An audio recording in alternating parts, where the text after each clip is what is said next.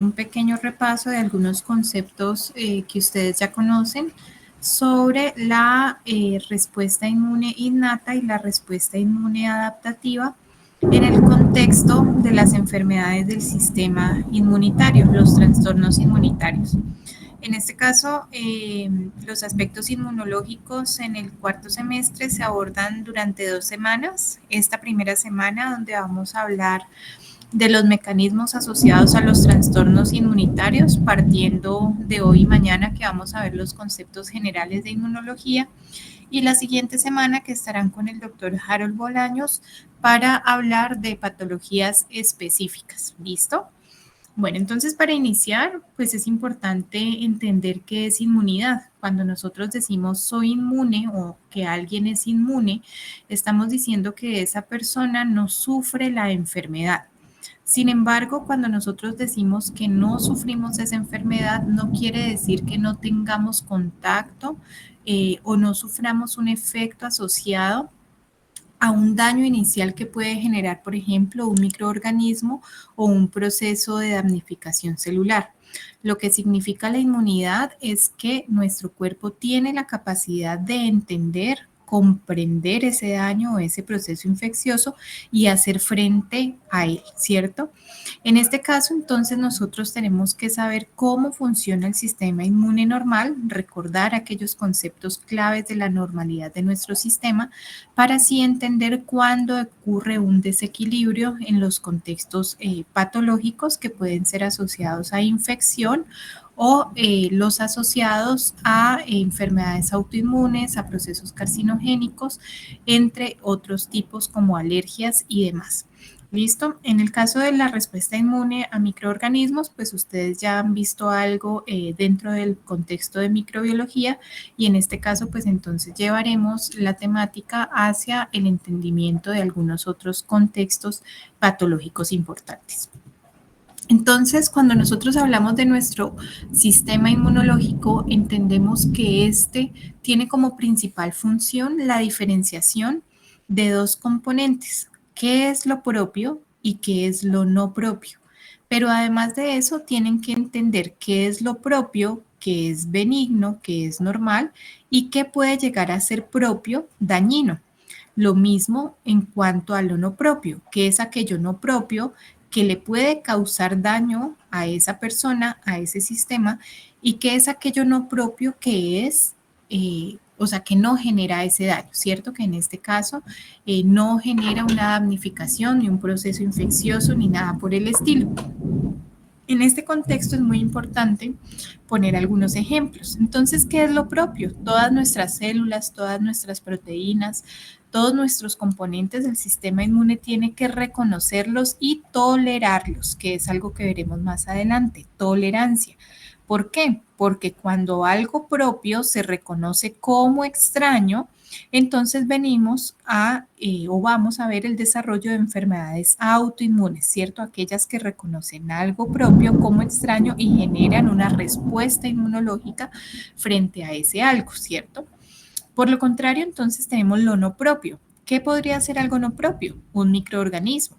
Ese microorganismo sí puede generar un daño al sistema, a la persona, al organismo y por lo tanto el sistema inmunológico debe reconocerlo como extraño, luchar contra él y lograr eliminarlo, ¿cierto? Eso es lo que debería ocurrir. Sin embargo, nuestro sistema también podría reconocer algo no propio que no causa ningún efecto adverso, que es lo que veremos en las hipersensibilidades. Por ejemplo, el ejemplo clásico de la hipersensibilidad, un grano de polen. Es algo no propio, pero que no genera un daño en un organismo. Sin embargo, el sistema inmunológico puede reconocerlo como algo extraño y generar una respuesta que es además exacerbada y por lo tanto generar daños o consecuencias en esa persona, que es a lo que nosotros reconocemos como una enfermedad alérgica o un proceso alérgico. Entonces, partiendo de este principio fundamental del funcionamiento de nuestro sistema inmunológico, pues vemos que este sistema es un sistema dual, ¿cierto? Un sistema que podríamos comparar con el yin y el yang, ¿cierto? Cuando tenemos esa dualidad o ese concepto positivo de nuestro sistema inmunológico, cuando luchamos contra aquello que realmente nos puede hacer daño. Microorganismos como virus, hongos, bacterias, parásitos, algunos otros tipos de toxinas, agentes tóxicos, ya sean físicos, químicos o biológicos, agentes carcinogénicos, etcétera. Digamos, aquí nuestro sistema inmunológico está ejerciendo su función adecuada. Sin embargo, tenemos el aumento de la respuesta frente a componentes no dañinos, que es lo que conocemos como una alergia o otros mecanismos de hipersensibilidad que revisaremos más adelante. Tenemos al sistema inmunológico siendo incompetente frente a algunos procesos propios en nuestras células, como por ejemplo los procesos carcinogénicos, siendo también o logrando llegar a ser incompetente frente a algunos procesos infecciosos, principalmente procesos infecciosos virales que por lo general le ganan la partida a nuestro sistema inmunológico. Y el otro ejemplo que les había dicho, la respuesta frente a agentes propios que no son causales de algún tipo de daño, que por lo tanto no deberían estar siendo reconocidos por nuestro sistema. En este sentido, el sistema inmunológico puede dividirse en dos grandes componentes, un sistema innato y un sistema adaptativo. Estos dos sistemas son complementarios. Siempre iniciamos con una respuesta innata que, como su nombre nos indica, es propia de cada uno de los organismos, de cada una de las personas, y proseguimos a una respuesta adaptativa que, como su nombre lo indica, genera un proceso de adaptación frente a ese componente al cual estamos reaccionando. Si quisiéramos profundizar en cuanto a las comparaciones que se pueden dar entre la respuesta innata y la respuesta adaptativa, pues podemos hacerlo con base en estas características. En primer lugar, el origen. La respuesta innata es una respuesta natural, su nombre nos lo dice, innato, viene con nosotros, ¿cierto? Y por lo tanto es previo al daño o previo al proceso infeccioso frente al cual el sistema inmunológico va a reaccionar. ¿Cómo es la inmunidad adaptativa respecto a ese origen? Se adquiere. Eso significa que esta se da después del proceso infeccioso, después del daño, cuando ha ocurrido un primer contacto con aquel agente que está siendo reconocido por nuestro sistema inmunológico como un posible agente causal de daño para nuestro organismo. Después de eso podemos comparar la velocidad de la respuesta. La respuesta innata es más rápida. Solo en horas ya tenemos el reclutamiento de varios componentes celulares asociados a respuesta innata, mientras que en la respuesta adaptativa nos demoramos días en poder responder frente a ese agente agresor. ¿Por qué? Porque primero necesitamos conocerlo y generar una estrategia para que esa respuesta sea específica, que es nuestra tercera característica. Esa especificidad en el contexto de la respuesta innata está dado por moléculas compartidas por diferentes grupos de microorganismos o por células que han sido damnificadas. Esos componentes compartidos significan que no son altamente específicos porque los comparten varios microorganismos, los comparten varios tipos de células que son damnificadas de diferentes formas. A esos los llamamos patrones moleculares asociados a peligro, PAMs, o patrones moleculares asociados a daños, que son los DANs. ¿Listo? Vamos a ver entonces cómo logramos reconocer de manera relativamente específica estos componentes en la respuesta innata. Mientras que en la respuesta adaptativa logramos discriminar diferencias mínimas en las estructuras moleculares de aquellos agentes. Esos agentes o esas diferencias mínimas están dadas por los antígenos. Esos antígenos son fragmentos peptídicos que pertenecen a esas células dañadas o a esos microorganismos y los cuales el sistema adaptativo reconoce, identifica y genera una respuesta que es altamente específica. ¿Cómo se genera esa respuesta? En el caso de la respuesta innata es a través del reconocimiento de estos componentes dañinos o alterados en una gran cantidad de receptores. Estos receptores, en este caso para la respuesta innata, pueden llegar a ser más limitados debido a que son codificados de la línea germinal y son específicos para estos patrones generalizados tanto del microorganismo como del daño. Mientras que en la respuesta adaptativa, estos receptores son más diversos. En este caso, tenemos dos tipos de receptores, que son los receptores de linfocitos T y los receptores de linfocitos B, pero la diversidad está dada en cada uno de ellos. Cada tipo de linfocito puede llegar a tener un tipo de receptor diferente que tiene una alta especificidad frente a diferentes tipos de antígenos. Y esta diversidad viene dada por la recombinación somática de segmentos genéticos asociados al proceso de maduración de esos linfocitos desde la médula ósea. A nivel de la respuesta de memoria, que es una de las características más importantes y que diferencia estos dos tipos de respuesta, tenemos que la respuesta innata no genera memoria, mientras que en la respuesta adaptativa vamos a tener una memoria persistente que puede durar con nosotros la vida entera y que por lo tanto nos va a ayudar a poder reconocer a ese mismo componente dañino, a ese mismo microorganismo en un segundo encuentro, generando una respuesta más rápida. Entre los componentes celulares asociados a la respuesta innata tenemos las células fagocíticas, las natural killers y de manera diferencial las células dendríticas como presentadoras de antígeno. Mientras que en la respuesta adaptativa tenemos a los linfocitos T y a los linfocitos B. Finalmente, tenemos los productos proteicos de cada una de estas respuestas. En el caso de la respuesta innata, uno de los productos importantes es la activación de la vía del complemento con todos sus componentes de opsonización, de inflamación y finalmente la producción de los poros de ataque a la membrana y las citoquinas. Mientras que en la respuesta adaptativa tenemos los productos de los linfocitos B, que son los anticuerpos, que también tienen una alta especificidad frente a los antígenos a los cuales se está haciendo el proceso de reconocimiento, como también las citoquinas que veremos más adelante, pues tienen una función muy variada dependiendo del contexto de respuesta que estemos realizando. Bueno, entonces con esta pequeña introducción de la diferenciación entre la respuesta innata y adaptativa, pues vamos a entrar a hablar de algunas condiciones específicas para cada una. Lo primero, recordar que la respuesta innata es la primera respuesta frente a microorganismos como también frente a daño celular.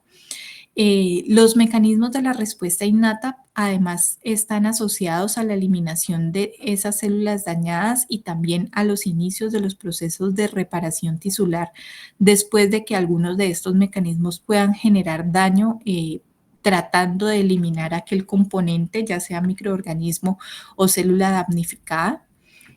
Y finalmente, la respuesta innata también nos ayuda a estimular la respuesta inmune adaptativa, lo cual es muy importante porque tenemos que entender que estas dos respuestas están de la mano. La respuesta innata favorece la progresión de la respuesta adaptativa, principalmente generando un microambiente celular que es propicio para la diferenciación o la especialización de esa respuesta adaptativa, como lo veremos mañana. Respecto a los componentes de la inmunidad innata, debemos diferenciarlo en tres grandes grupos. En primer lugar, las barreras físicas, en las cuales tenemos las barreras epiteliales y químicas. Entre las barreras epiteliales, pues su nombre mismo lo dice, los epitelios que recubren los diferentes órganos. Tenemos principalmente pues la piel. Entre las barreras químicas tenemos los cambios de pH, algunas conformaciones lipídicas que también disminuyen la posibilidad de que algunos agentes puedan ingresar a través de las membranas, algunas enzimas que colaboran en los procesos de degradación de esos componentes antes de que logren atravesar esta barrera física. Sin embargo, una vez ese componente o ese agente logra atravesar esas barreras físicas, pues se va a encontrar con una serie de condiciones celulares que favorecen esa respuesta y eliminación de esos componentes en el caso de que sean componentes exógenos. ¿Qué tenemos? Las células fagocíticas, principalmente pues las funciones de los neutrófilos y los macrófagos, las células dendríticas y los natural killers, que hablaremos de su función de manera específica más adelante. Además de eso, entonces tenemos los componentes proteicos asociados a estas respuestas, como son el componente humoral asociado a la producción de proteínas del complemento, las citoquinas y algunas proteínas plasmáticas también asociadas, principalmente respecto a la producción de antígenos, de péptidos antimicrobianos. Las reacciones celulares más importantes, entonces, asociados a la respuesta inmune innata, podrían resumirse en dos. En primer lugar, el proceso inflamatorio que ustedes ya revisaron con la profesora Victoria hacia las primeras semanas.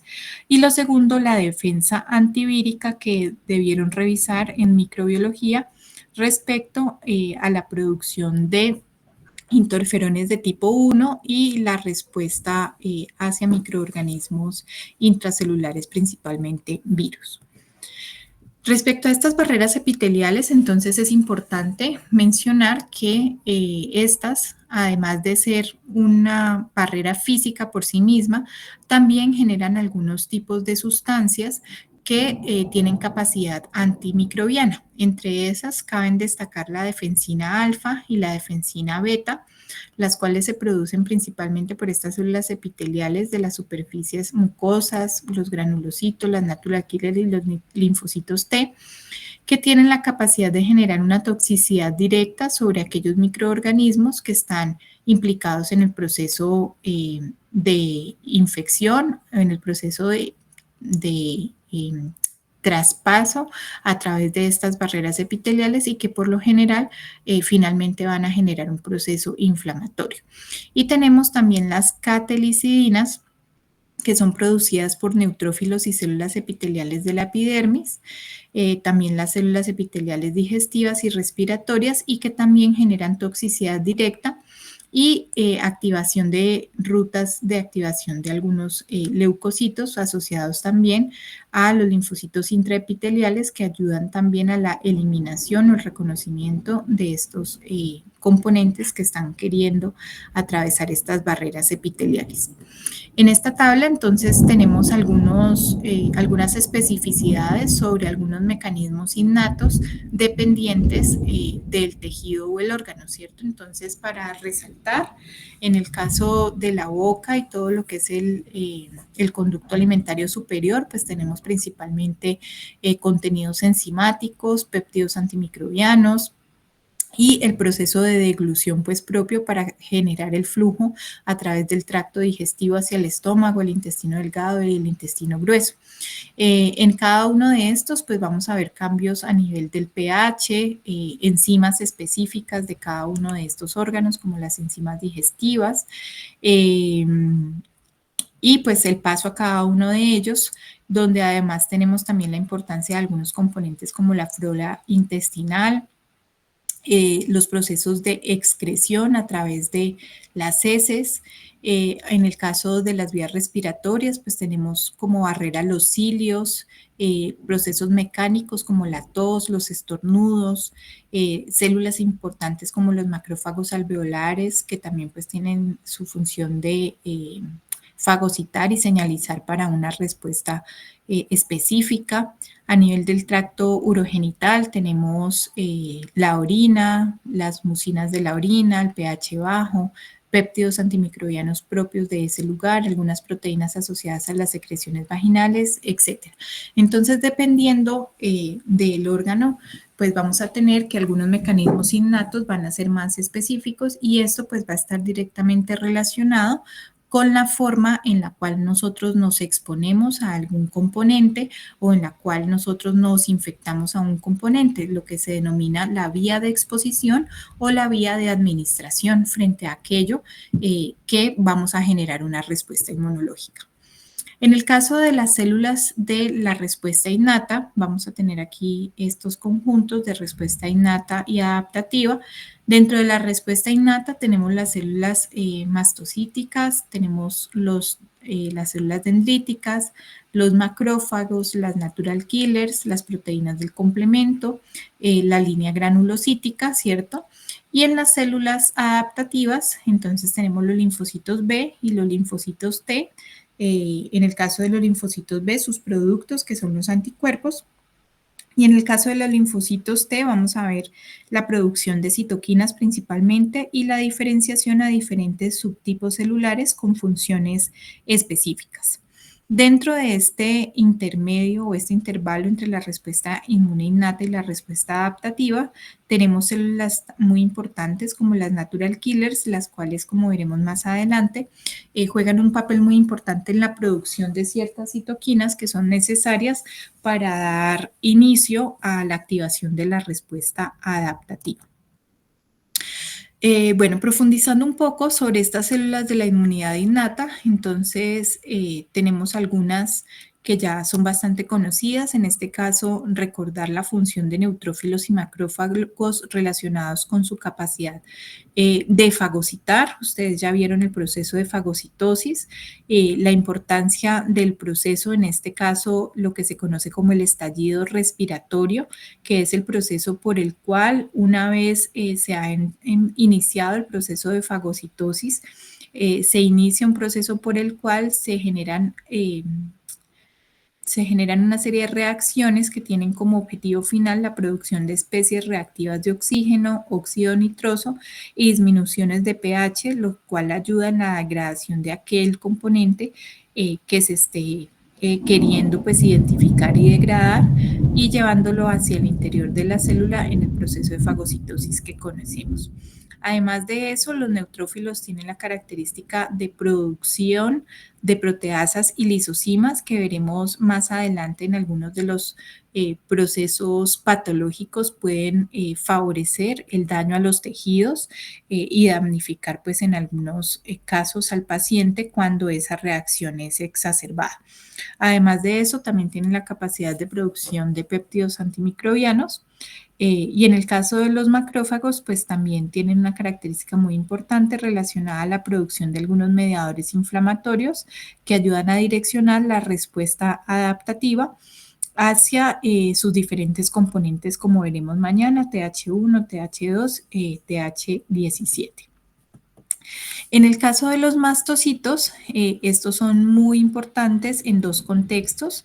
El primero es la respuesta inmune a parásitos, que no sé si ustedes ya revisaron, y el segundo es en alergias. Entonces vean que este primer mecanismo es un mecanismo fisiológico normal frente al cual los mastocitos pues generan una reacción que tiene que ser adecuada frente a parásitos, principalmente parásitos helmínticos, mientras que a nivel de trastorno vemos las alergias. Entonces, en el caso de las alergias, los mastocitos generan una respuesta inadecuada frente a un antígeno, que en este caso es un componente exógeno al cual nosotros no deberíamos estar reaccionando porque es un agente que es inocuo, o sea, que no genera en condiciones normales un daño para el organismo. ¿Qué tienen de interesante estos mastocitos? Tienen unos receptores para la unión a inmunoglobulinas E. Una vez se unen a esas inmunoglobulinas E y nuevamente reciben al antígeno, van a llevar una señal intracelular para que la célula se desgranule.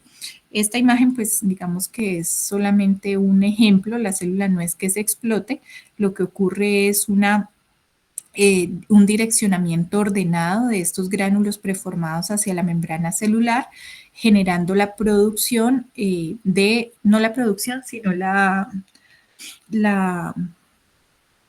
¿cómo se dice? La salida de los componentes que están en estos orgánulos preformados hacia la parte externa de la célula. Entre esos componentes, pues tenemos principalmente mediadores lipídicos, tenemos histaminas, prostaglandinas, leucotrienos y una cuestión muy importante de los mastocitos es que además llevan señales hacia el núcleo para que se genere la producción de nuevas citoquinas. Eso lo profundizaremos un poquito más adelante. En el caso de los eosinófilos, que también son un componente de la respuesta innata, estos también están directamente relacionados con la respuesta a parásitos helmintos, como lo vemos aquí.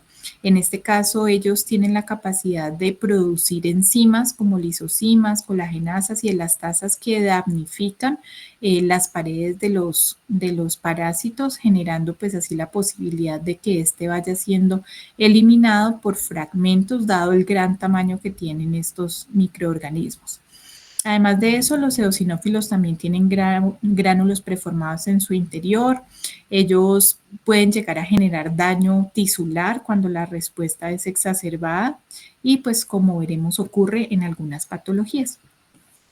En el caso de las células dendríticas, estas se denominan de esta manera por su capacidad de morfológicamente lograr reconocer componentes hacia diferentes ángulos de su superficie. En este caso ellas los reconocen, los fagocitan y además de eso los transportan hacia los ganglios linfáticos o hacia los órganos secundarios para los procesos de presentación antigénica, que es pues, lo que vemos aquí señalizado en rojo, esas células que se están transportando.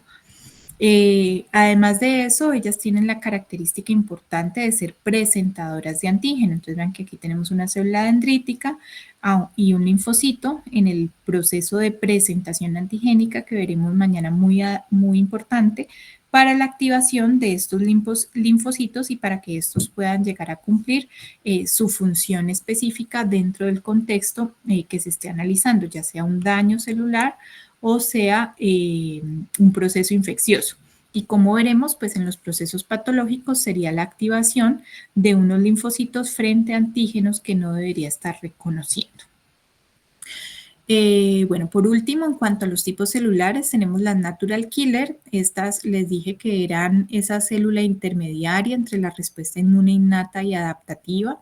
Las natural killer tienen una función importante y es una respuesta citotóxica directa, muy parecido a lo que ocurre en la inmunidad adaptativa respecto a los linfocitos TCD8. Las natural killer se reconocen por tener dos receptores, un receptor inhibidor y un receptor activador.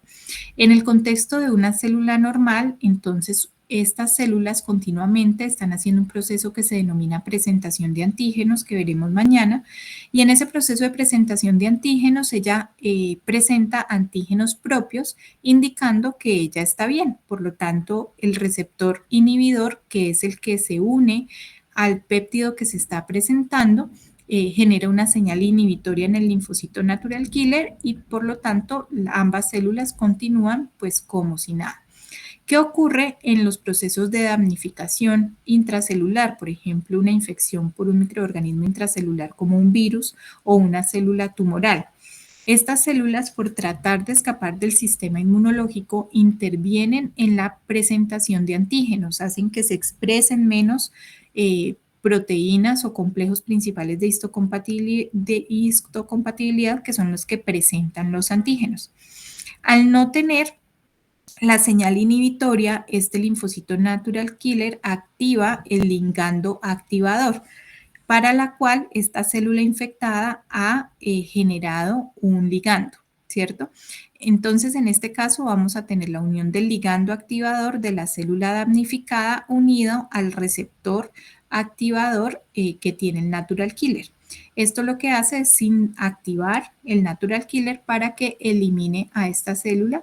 Estos natural killer funcionan también a través de la producción de granzimas y perforinas, ejerciendo una acción de favorecimiento de los procesos apoptóticos. Es importante además identificar que estos natural killer tienen la posibilidad de producir citoquinas, como el interferón gamma, por ejemplo, que activa macrófagos. Acordemos que los macrófagos van a tener la capacidad fagocítica también para eliminar estas células que están siendo reconocidas por las natural killers como algunas otras que estén señalizando. Además, el interferón gamma favorece la respuesta tipo TH1 asociada a respuestas a daños intracelulares. Favorece la producción de interleucina 2 e interleucina 5 que estimulan una mayor proliferación de natural killer, favoreciendo que más células como estas identifiquen a mayor número de células damnificadas o infectadas. Y además la producción de interleucina 12 que activa la destrucción celular y mayor producción y secreción de interferón gamma. Entonces, todo esto también señalizando o, como yo les mencionaba hace un rato, direccionando o generando un tropismo específico hacia un tipo de respuesta inmunológica. Entonces la pregunta sería, bueno, tenemos este grupo de células que tiene la capacidad de reconocer estos daños. La pregunta es cómo logran hacerlo, ¿cierto? ¿Cómo una célula logra saber que esa otra célula está dañada? ¿Cómo logra saber que está infectada, ¿cierto? Esto se hace a través de receptores, como lo acabo de mencionar en los natural killer. En el caso del conjunto de células de la respuesta innata, ellas comparten receptores que yo les había dicho son inespecíficos, o sea que identifican condiciones generalizadas tanto en las células dañadas como en las células infectadas. A esos receptores o uno de esos receptores son los receptores de tipo señuelo o receptores tipo TOL. Estos receptores pueden reconocer patrones moleculares asociados a patógenos, denominados PAMs, y patrones moleculares asociados a peligro, denominados DAMs. En este caso, entonces, estos patrones moleculares asociados a patógenos son componentes compartidos entre varios microorganismos. O sea, a través de este receptor yo no voy a poder identificar qué es el microorganismo X, ¿cierto? O sea, a nivel de especie, a nivel de género, no, porque son componentes que se comparten entre todos esos grupos de microorganismos grandes, como parásitos, bacterias, hongos, etcétera. En el caso de los patrones moleculares asociados a daño, pues lo mismo, también algunos componentes de células que son damnificadas y que liberan estos componentes al espacio extracelular, pero puede provenir de diferentes tipos de daño, desde lesiones mínimas o pequeñas hasta lesiones asociadas a células necróticas. Respecto a los receptores tipo TOL, pues estos son una gran familia de receptores que pueden reconocer pues diferentes tipos de estos componentes. Cuestiones importantes asociadas a los receptores tipo TOL, pues bueno, que existen de muchísimos tipos que no vamos a llegar a profundizar en estos, pero sí mencionar que existen en diferentes sitios de la célula, favoreciendo el reconocimiento de estos diferentes tipos de daños.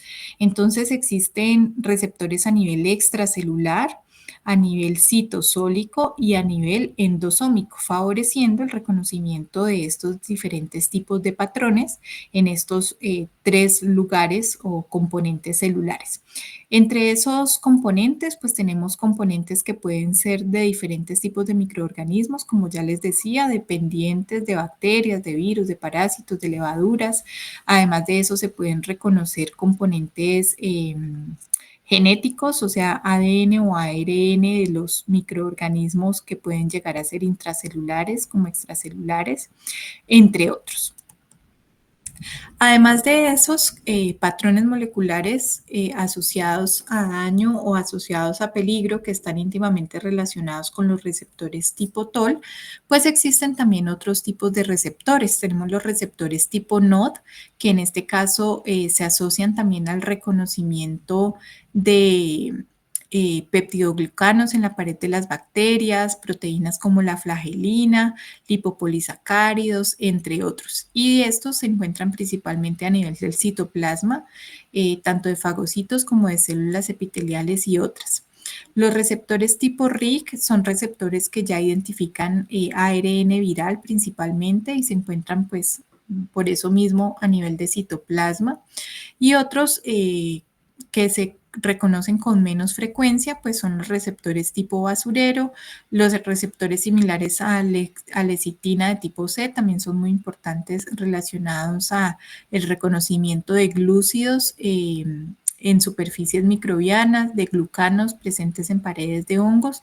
Bueno, dependiente del tipo de ligando, pues vamos a tener un receptor que tenga una mayor especificidad para el reconocimiento de estos. Y otro receptor súper importante es el receptor FC. No sé si lo recuerdan, pero los receptores FC son receptores que también pertenecen a una gran familia de receptores pues de esta familia, que tienen la capacidad de reconocer la porción FC de los anticuerpos. Vamos a detallar más adelante estas características estructurales de los anticuerpos.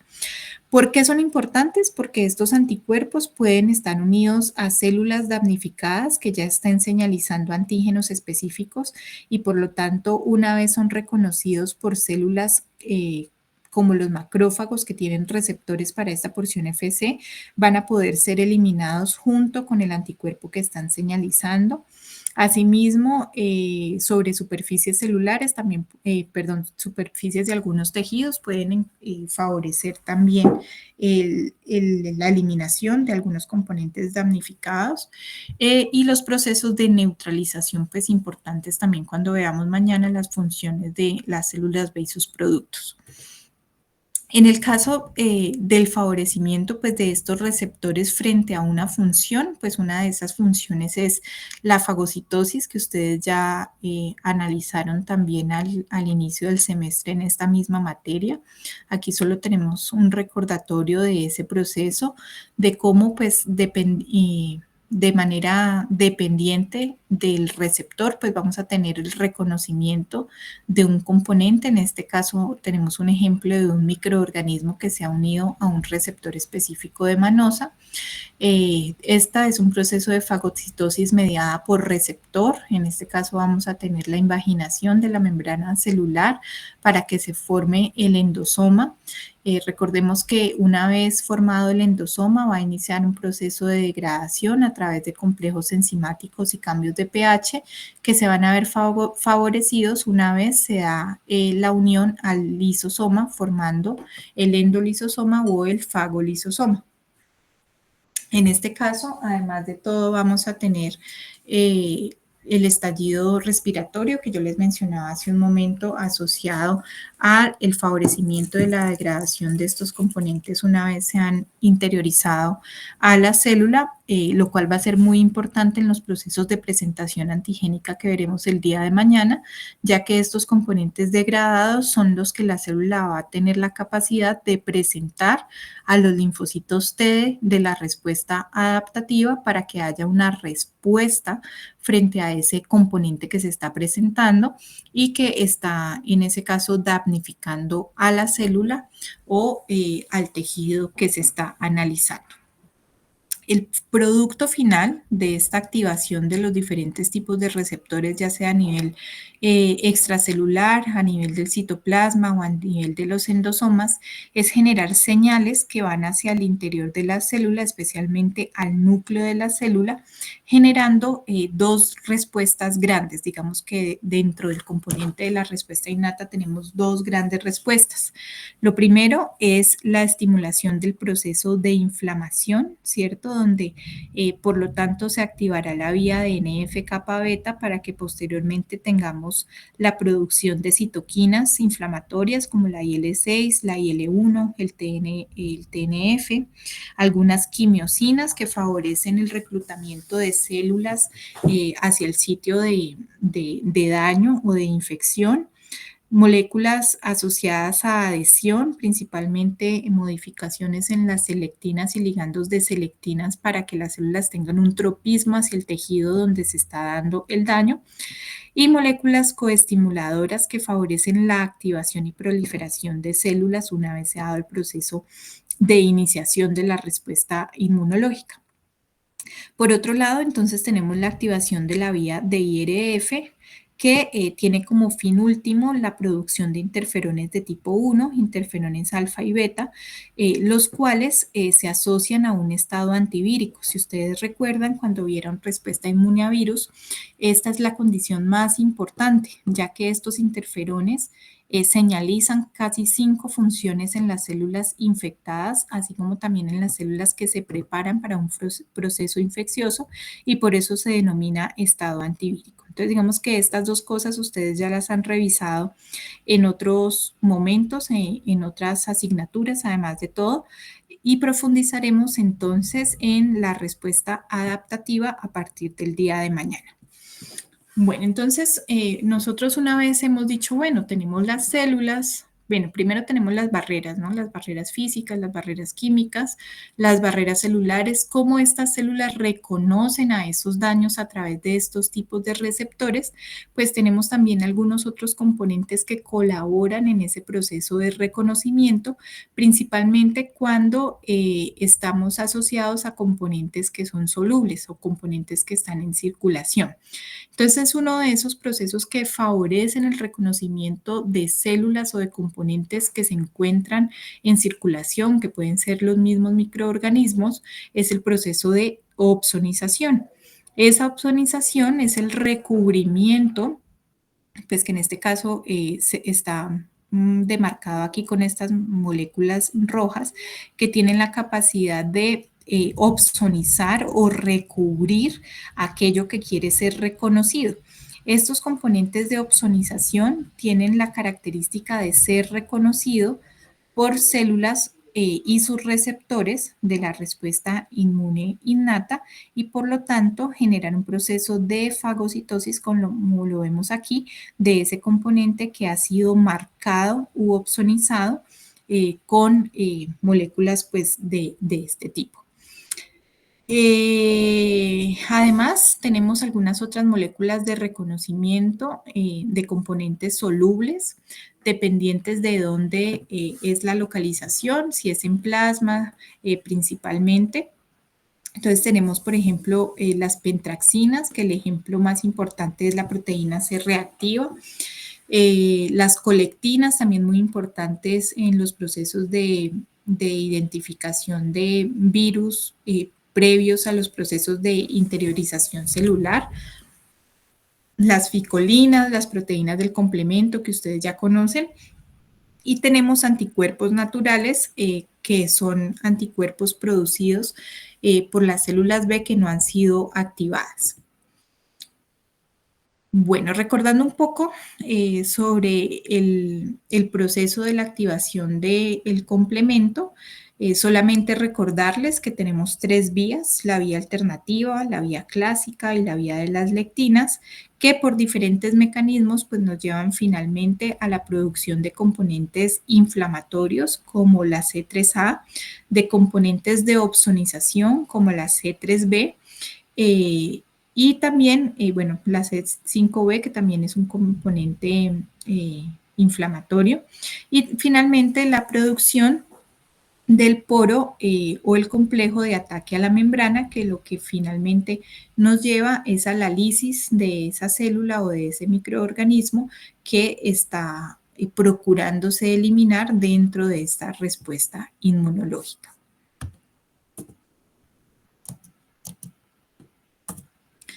Bueno, entonces, ¿cómo vamos hasta ahí, chicos, con el repaso de respuesta innata?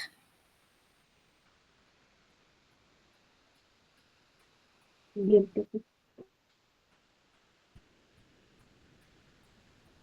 Bien, bueno, entonces vamos a continuar con un repaso de las generalidades de respuesta adaptativa para mañana ya adentrarnos en la respuesta adaptativa, sus mecanismos y posteriormente el miércoles hablar de los procesos de hipersensibilidad. Bueno, entonces para hablar de esta respuesta adaptativa, pues nosotros ya mencionamos que las células asociadas a esta respuesta son los linfocitos y sus productos, dependiendo del linfocito. Vamos a ver que si nosotros tenemos una respuesta mediada por los linfocitos T, esta respuesta la vamos a denominar una respuesta celular o una inmunidad celular. ¿Frente a qué nos ayuda a combatir esta respuesta celular?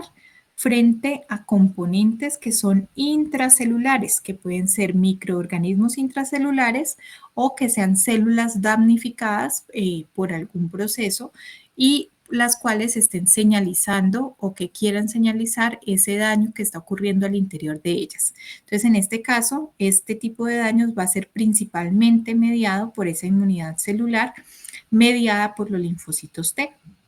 En el caso de que el componente de damnificación sea un microorganismo extracelular o sus componentes tóxicos o agentes tóxicos que sean o que tengan una interacción extracelular, pues vamos a ver que esa respuesta va a ser principalmente mediada por linfocitos B y sus productos, que son los anticuerpos. Y a este tipo de respuesta le vamos a llamar respuesta humoral. ¿Listo? Entonces, cuando hablemos de respuesta humoral, vamos a hablar de linfocitos B, anticuerpos y componentes extracelulares. Y cuando hablemos de inmunidad celular, vamos a hablar de linfocitos T, sus productos, que son principalmente producción de citoquinas, y vamos a hablar de daños que estén ocurriendo al interior de la célula. Para profundizar entonces en cuanto a las características de los linfocitos, es importante mencionar que ellos tienen tres características importantes. Lo primero es su capacidad de migrar. Ellos pueden migrar entre tejido linfático y otros tejidos debido a su capacidad de entrar en circulación tanto vascular como linfática, lo que los hace poder llegar pues a cualquier órgano del cuerpo. Una vez ellos llegan a alguno de estos órganos, vamos a ver que vamos a hablar más adelante de unos órganos asociados a la respuesta inmunológica, que son órganos centrales y órganos periféricos. En el caso de los órganos periféricos, los linfocitos T y B van a tener una separación anatómica. Los linfocitos B, vamos a ver más adelante, se van a ubicar principalmente hacia la periferia en conformaciones foliculares, mientras que los linfocitos T van a estar más hacia la parte central de estos órganos. Y una cuestión súper importante sobre estos linfocitos es su estado de maduración, y dentro de su estado de maduración la condición asociada al reconocimiento antigénico. Entonces vamos a ver que los linfocitos maduran en médula ósea, ¿cierto? Ellos tienen la capacidad, pues salen de médula ósea como linfocitos maduros, ¿cierto? En el caso de los linfocitos T, estos terminan su proceso de maduración en el timo, y una vez son linfocitos maduros, van a tener 3 subestadios. Van a poder ser linfocitos maduros vírgenes, o sea que tienen la capacidad de reconocer al antígeno, pero no lo han hecho, por lo tanto se denominan vírgenes porque no han tenido contacto con un antígeno específico para su receptor. Vamos a tener linfocitos efectores, que son esos linfocitos que ya han tenido contacto con su antígeno y por lo tanto tienen la capacidad de generar una función efectora, por eso tienen este nombre. Y finalmente los linfocitos de memoria, que también son linfocitos que han tenido contacto con su antígeno, pero que no van a ejercer una función efectora, sino que van a quedar en circulación hasta tener un contacto siguiente con ese mismo tipo de agente damnificante y por lo tanto poder generar esa respuesta más rápida y eficiente que habíamos mencionado. En el caso de los linfocitos T, entonces nuevamente la producción de estos se da en el timo. Cuando queremos evaluar linfocitos T en sangre total, vemos que estos hacen más o menos el total del 70% de todos los linfocitos en circulación. Al igual que los linfocitos B, como veremos más adelante y les mencioné hace un momento, se pueden distribuir en órganos linfáticos periféricos como el vaso y los ganglios linfáticos, así como la placa de Peyer y las amígdalas, y la función asociada a estos linfocitos está delimitada por su receptor. Entonces, los linfocitos T tienen la función de reconocer antígenos por medio de su receptor y por lo tanto generan una respuesta específica frente a ese antígeno que ha sido reconocido. Respecto a este receptor, el receptor de linfocitos T puede ser de dos tipos. Nosotros vamos a hablar principalmente del receptor alfa-beta, ¿cierto? Que en este caso es el que tiene una cadena alfa y una cadena beta asociadas. Estos receptores alfa beta se encuentran pues en todos los linfocitos T, tanto citotóxicos como cooperadores, los linfocitos T reguladores, y hacen en total el 95% de los linfocitos T, aquellos que tienen el receptor alfa beta. Y el otro 5% son los receptores de tipo T, gamma delta, que en este caso tienen una función importante relacionada a los procesos de activación de las células que tienen este tipo de receptor sin necesidad de un proceso de presentación antigénica, como lo veremos mañana. En el caso del receptor alfa beta, es el que podemos ver aquí en pantalla. Este receptor se encuentra asociado a otra serie de proteínas que en su conjunto se denominan complejo RLT. Sin que se dé el funcionamiento de todas estas proteínas, el receptor no va a generar la primera señal.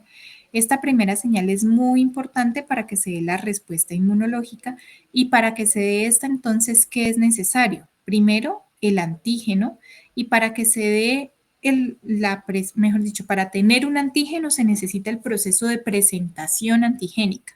Entonces vamos a tener una célula presentadora de antígeno que expresa una molécula que se llama complejo principal de histocompatibilidad, que lo veremos mañana, el cual va a presentarle el antígeno al receptor del linfocito T.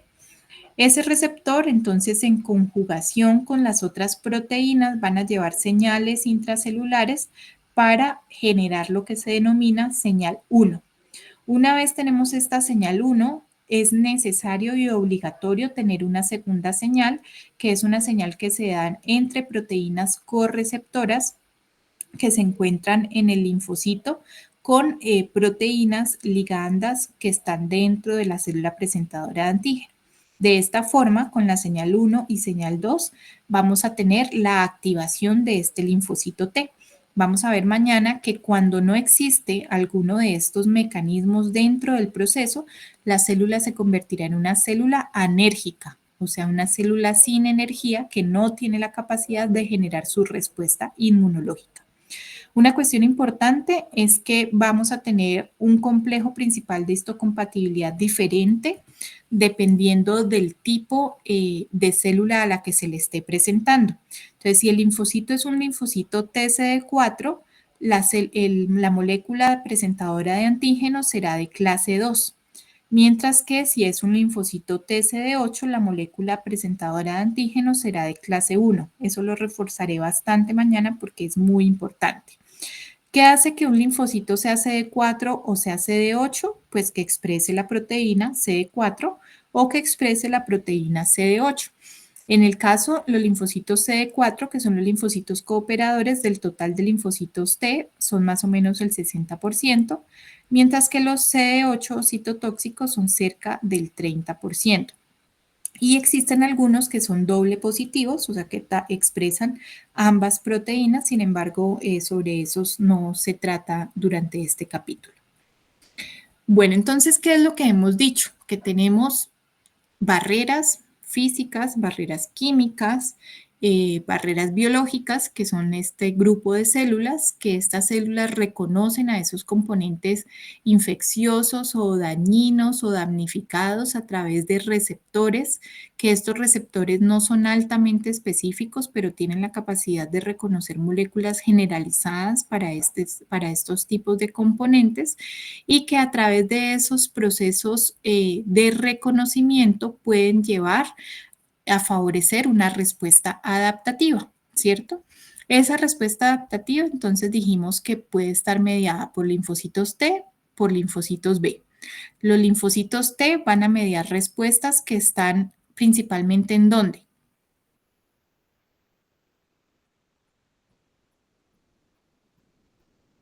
¿O frente a qué componentes? ¿Dónde están esos componentes frente a los cuales hay una respuesta a través de los linfocitos T?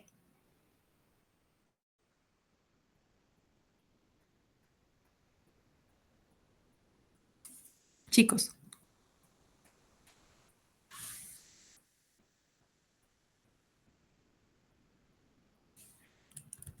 ¿se desconectaron todos o qué les pasó?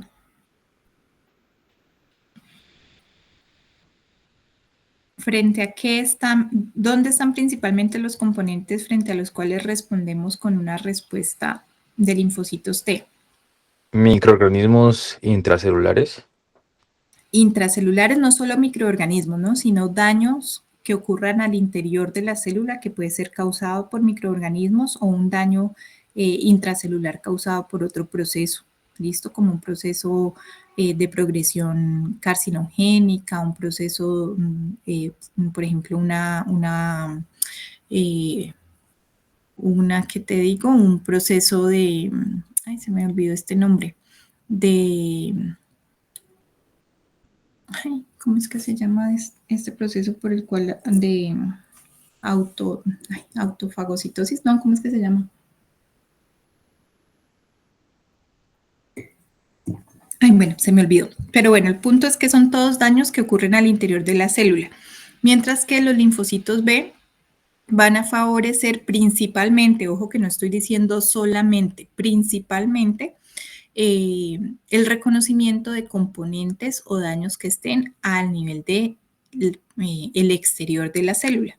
Entonces dijimos que tenemos una respuesta celular asociada a linfocitos T, una respuesta humoral asociada a linfocitos B, ¿cierto?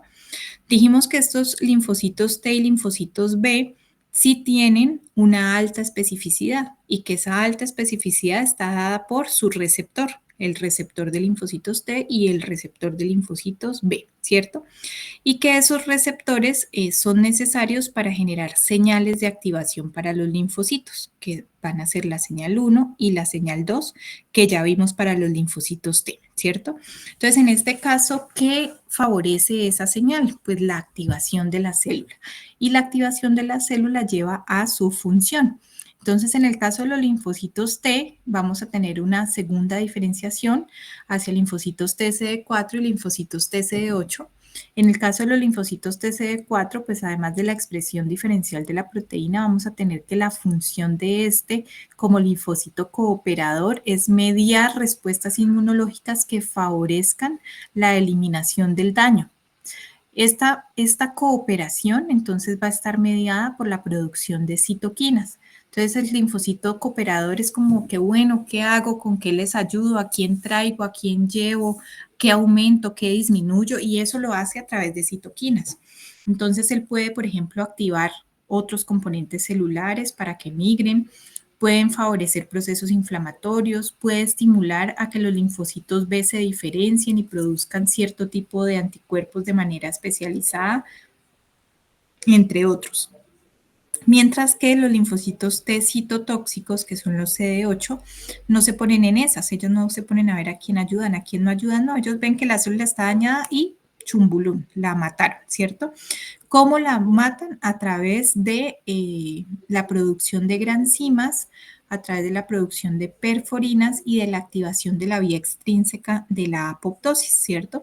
Llevando finalmente a esa célula a un proceso de muerte celular programada que finalmente pues va a ser eliminada por procesos de fagocitosis, generando pues una eliminación controlada de esas células dañadas o de esas células infectadas. En el caso de los linfocitos B, entonces vamos a ver que estos, en el caso de su tejido de maduración, pues es la médula ósea. A nivel de circulación, vamos a ver que estos son cerca del 20% de los componentes totales, o sea que vamos a tener mayor cantidad de linfocitos T que de B en circulación. Están presentes también en algunos tejidos organizados de manera específica, como ya les mencioné, tales como ganglios linfáticos, el vaso y tejidos linfáticos asociados a mucosa, y tienen la capacidad de reconocer antígenos a través de un receptor específico de linfocitos B que se llama receptor de linfocitos B. La función final de esos linfocitos B, que digamos que este intermedio es lo que vamos a ver mañana en inmunidad adaptativa más a profundidad, es diferenciarse a célula plasmática y producir anticuerpos, ¿cierto? Y ya mañana también hablaremos un poco de la función de estos anticuerpos. Respecto a la estructura de los anticuerpos, entonces tenemos que estos poseen una doble cadena pesada, una doble cadena ligera, que la unión de la porción inicial de la cadena pesada con la cadena ligera en conjunto se denominan porción favotrópica o porción variable, ¿cierto? En ambos brazos. ¿Por qué se conoce como porción variable? Porque es en esta en la cual vamos a tener una variabilidad genética que va a hacer que este receptor sea específico para diferentes tipos de antígenos.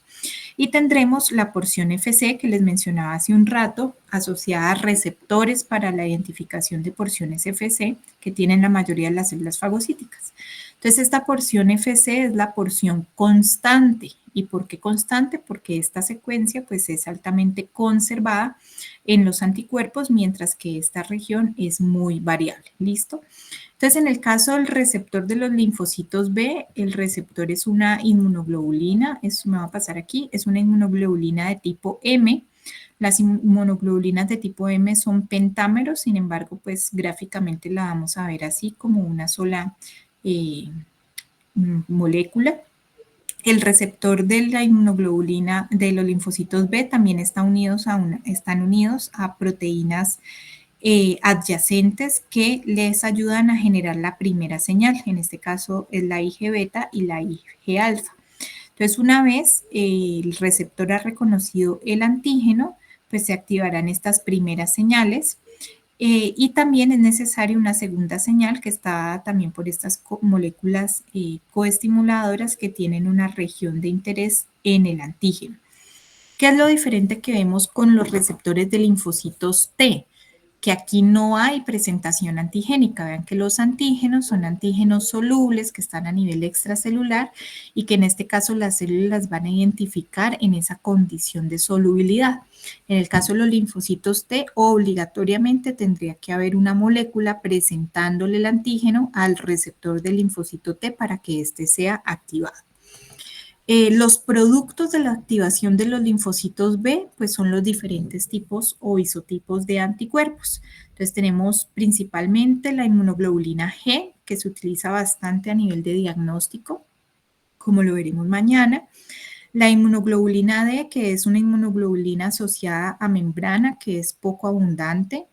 La inmunoglobulina E que se produce en algunos contextos, principalmente asociados a infección por parásitos helmintos o en alergias de tipo hipersensibilidad de tipo 1, veremos un aumento de la inmunoglobulina E plasmática en los pacientes.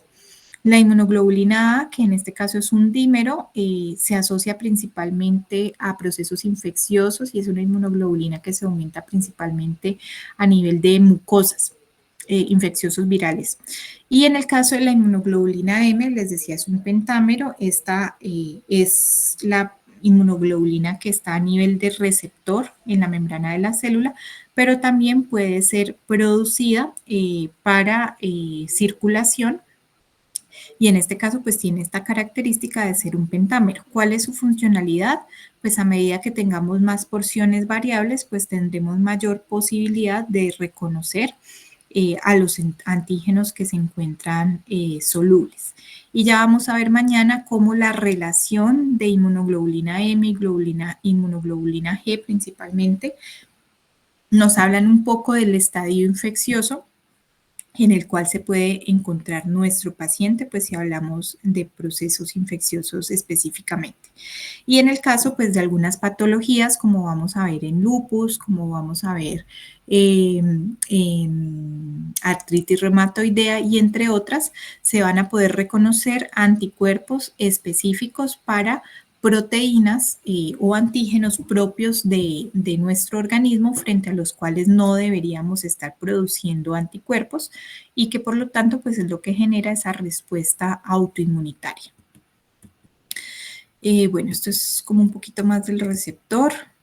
Y una cuestión importante sobre este receptor es su proceso de maduración. Al igual que el receptor del linfocito T, él tiene un proceso de maduración que se da en la médula ósea y que es el que genera los diferentes tipos de reordenamientos de las porciones variables para que una vez la célula salga a circulación madura, tenga la capacidad de reconocer diferentes antígenos. En este caso, cuando hay errores en este proceso, Entonces, esta célula tendrá pues dificultades para el reconocimiento de antígenos, por lo tanto podría ser una inmunodeficiencia o podríamos tener entonces la capacidad de, o más bien la incapacidad de reconocer antígenos específicos por tener receptores inmaduros a nivel de la periferia, lo cual pues ya lo vamos a asociar más en séptimo cuando veamos patologías asociadas a linfomas, donde vamos a ver pues células inmaduras en circulación, por lo tanto pues que no cumplen su función adecuada. Bueno, entonces ya hablamos sobre los productos de las células B. Les mencioné que en el caso de las células T tienen principalmente productos de tipo citoquinas con los cuales median esa respuesta. Las citoquinas, entonces, son muy variadas. Existe una familia gigante de citoquinas, las cuales son clasificadas de diferentes formas, dependiendo de la función, dependiendo de dónde se producen, etcétera. Sin embargo, pues es importante tener en cuenta que ellas pueden, por ejemplo, tener funciones tan diferenciadas como regular la vida o la muerte, determinar un linaje celular, inducir que una célula madure o se mantenga como está, que una célula se multiplique o no, que una célula se traslade, se transporte a través de unas específicas citoquinas que se llaman quimiosinas, etc. Entonces, si quisiéramos definir a esas citoquinas, pues nosotros diríamos que son componentes de tipo proteico que son secretados por las células y que generan una función diferenciada en ellas mismas o en células que se encuentren adyacentes o hasta células que se encuentren distantes. Entonces vean que si pensáramos en la acción de las citoquinas, pues nosotros diríamos que hay citoquinas con acción autócrina, o sea que ellas producen lo que ellas mismas necesitan, por lo tanto tienen receptores para aquello que producen y favorecen una función dentro de esa misma célula. Pueden tener una acción parácrina, que significa que esta célula produce una citoquina que una célula cercana puede necesitar o que favorece una función dentro de una célula cercana. O también puedes tener una acción endocrina y esto significa que esas citoquinas que son producidas por una célula en un tejido A pueden entrar a circulación y llegar hasta un tejido B a generar o favorecer una función en una célula distante. ¿Qué es lo importante de estas acciones, ya sea en la misma célula, en una célula cercana o en una célula distante? Que esas citoquinas van a ser recibidas por un receptor y esa unión del ligando, que sería la citoquina con el receptor, va a llevar una señal intracelular hacia el núcleo de la célula. Una vez este núcleo recibe esa señal, pues se va a activar una serie de genes para que sean transcritos y traducidos a unas proteínas que van a tener un efecto biológico. Entonces, esos efectos biológicos son los que yo les enumeraba hace rato. Pueden generar proliferación, pueden generar muerte, pueden generar movimiento, etcétera, dependiendo de la citoquina. Además de eso, esas citoquinas pueden tener diferentes tipos de acción dependientes de la célula con la cual están interactuando. A eso se le denomina pleiotropía. Entonces, ¿qué es la pleiotropía? Es la capacidad que tiene una misma citoquina de generar diferentes efectos o diferentes respuestas dependiendo del tipo celular con el que esté generando pues una interacción. Aquí tenemos el ejemplo de la IL-4 que dependiendo de con quién esté interactuando, pues en el caso de la célula B puede generar activación, pero también proliferación y diferenciación, que son tres funciones celulares diferentes.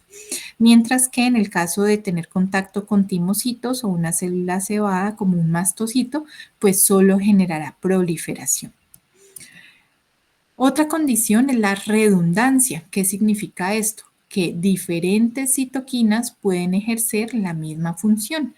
Entonces, por ejemplo, si yo les preguntara citoquinas que generen proliferación, pues me pueden enumerar la IL-2, la IL-4, la IL-5. Todas generan proliferación de manera independiente. Otra cuestión es la sinergia. No sé si han escuchado esta palabra, el sinergismo es un efecto sumado, potencializado. O sea que si yo tengo una citoquina con otra citoquina voy a sumar acciones para generar una función. Vea que esta es diferente a que cada una de ellas tenga esa acción. Aquí es sumado, ¿listo? O sea, es sinergia, es unión. Y pues en este caso la unión de estas en el contexto de una célula B puede inducir al cambio de clase para la producción de inmunoglobulina de tipo E. Y también tenemos pues efectos antagónicos, que quiere decir que dos citoquinas pueden una contrariar o generar una función diferente a otra citoquina que se esté generando dentro del mismo microambiente celular. Entonces, por ejemplo, tenemos las citoquinas proinflamatorias y las citoquinas antiinflamatorias que hacen parte de ese equilibrio inmunológico que normalmente pues está dando en nuestro organismo y que tratan de mediar ese efecto inflamatorio, ¿cierto?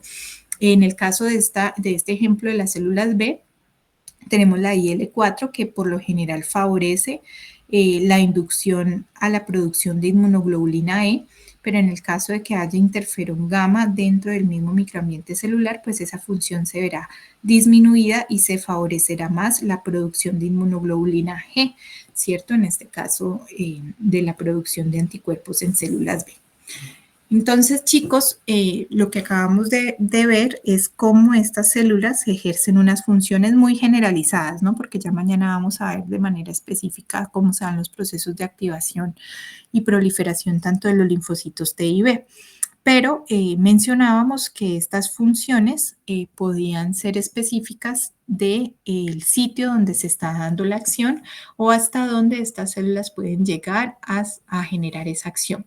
Por eso se habla también de los tejidos del sistema inmunitario, diferentes órganos o tejidos donde estas células se encuentran albergadas y donde inician la respuesta inmunitaria. Entonces vamos a separar estos tejidos en dos, en órganos linfáticos generadores, conocidos también como órganos centrales, o órganos linfáticos periféricos, conocidos como órganos secundarios. Entonces, en este caso, los órganos centrales son los órganos donde se producen, maduran y se hacen competentes estas células, tanto T y B, para responder a los antígenos. O sea que hasta aquí estas células están en un proceso de maduración, son vírgenes. Mientras que en los órganos secundarios es donde se inicia la respuesta inmunitaria. Aquí ya vamos a poder tener esas células vírgenes, pero que ya están maduras, o sea que están listas para reconocer a su antígeno, células que han sido activadas para ejercer su efecto las células pues, de memoria, que son el otro producto del proceso de activación celular. Entonces, respecto a los órganos linfoides primarios o centrales, pues ya les mencioné, estos nos ayudan a proporcionar un entorno para la maduración de estos linfocitos, para que adquieran el repertorio, perdón, de receptores específicos para cada tipo de antígeno, que esto lo vamos a ver en la última clase de esta semana asociada a tolerancia, o sea, cómo una célula es entrenada para que una vez salga a circulación no la vaya a embarrar, o sea, no vaya a reconocer algo que no debería estar reconociendo y genere un proceso patológico. Y lo segundo es que en este proceso pues se seleccionan aquellos linfocitos que tienen la capacidad de generar o de poseer autotolerancia, o sea que son aquellos que reconocen de manera adecuada lo propio y lo no propio, a diferencia de aquellos que podrían tener un error en estos procesos de identificación de autotolerancia y por lo tanto salir a circulación y reconocer lo propio como no propio y pues en este caso generar el efecto patológico.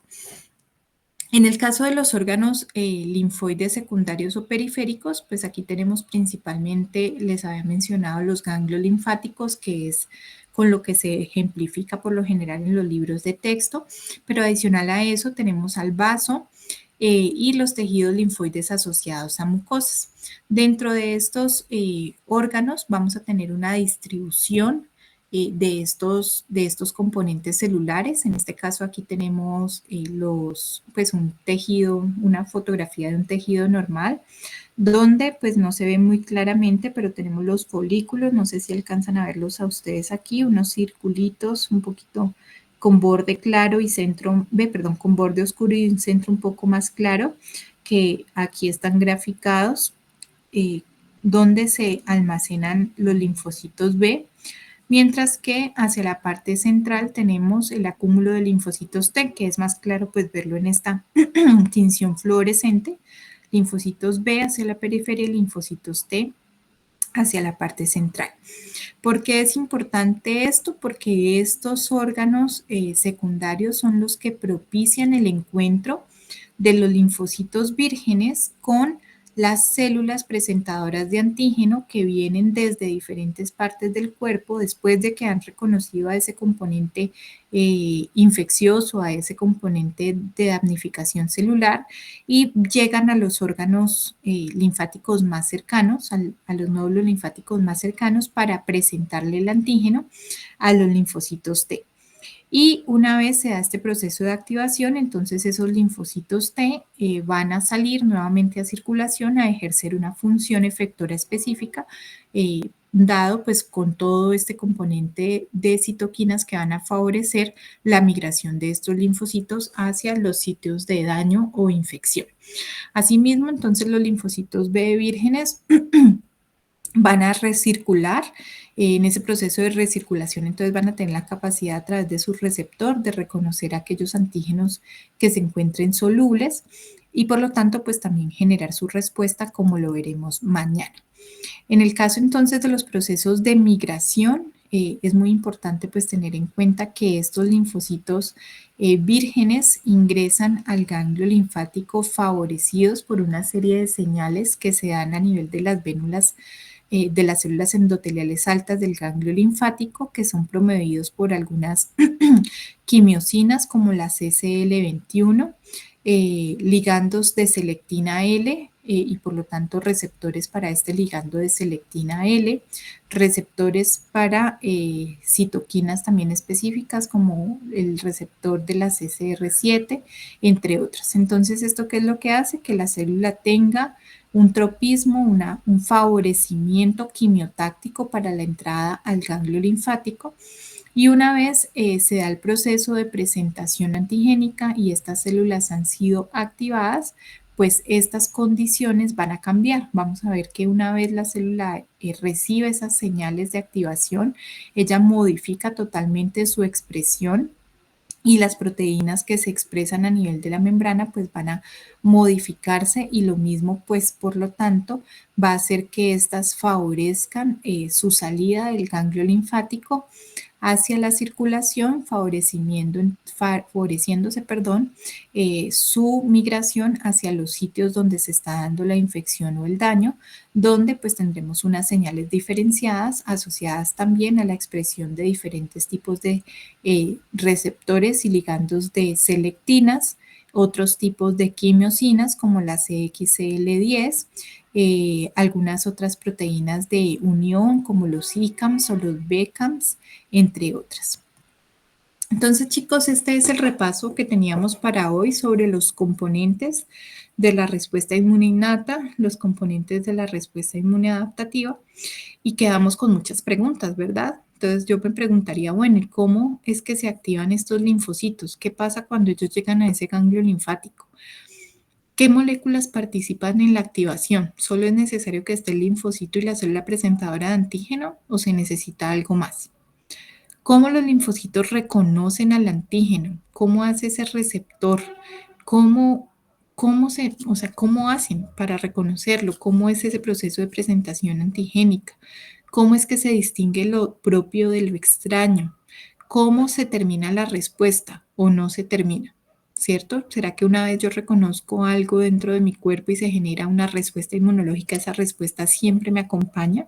¿O es necesario llegar a un equilibrio inmunológico y posteriormente volver a generar una respuesta? Entonces ven que hay muchas preguntas por resolver.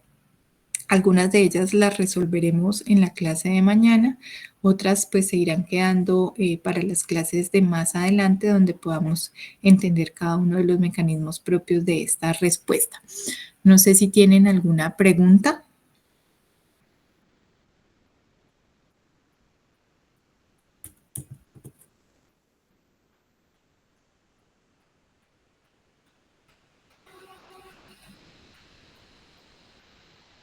Chicos, ¿tenemos No, preguntas? profe.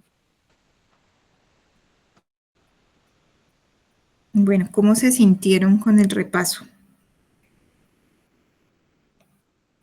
Bien, profe. Estuvo muy completo, la verdad, y entendible. Bueno, chicos, entonces yo les había mencionado que hoy estoy así como con una inflamación en el rostro. Yo espero mañana ya que me haya disminuido un poquito para tener la clase presencial, porque mañana ya veremos todo lo que es presentación de antígeno y activación de linfocitos T y B. Y ya en la siguiente clase vamos a ver hipersensibilidad y la cuarta clase será la clase de tolerancia para que estén listos para las clases del profe Harold, donde ya van a ver estos mecanismos asociados ya a cada una de las patologías. Entonces, bueno, dependiendo de cómo esté mañana, yo me estaré comunicando con Felipe para ver si podemos hacer la clase presencial o si no, continuaremos de manera virtual con la clase de adaptativa y espero pues ya como sea el miércoles estar mejor para la clase de hipersensibilidad. Vale, profe, muchísimas gracias. Bueno, a ustedes muchas gracias por su comprensión. Gracias. Luego, profe.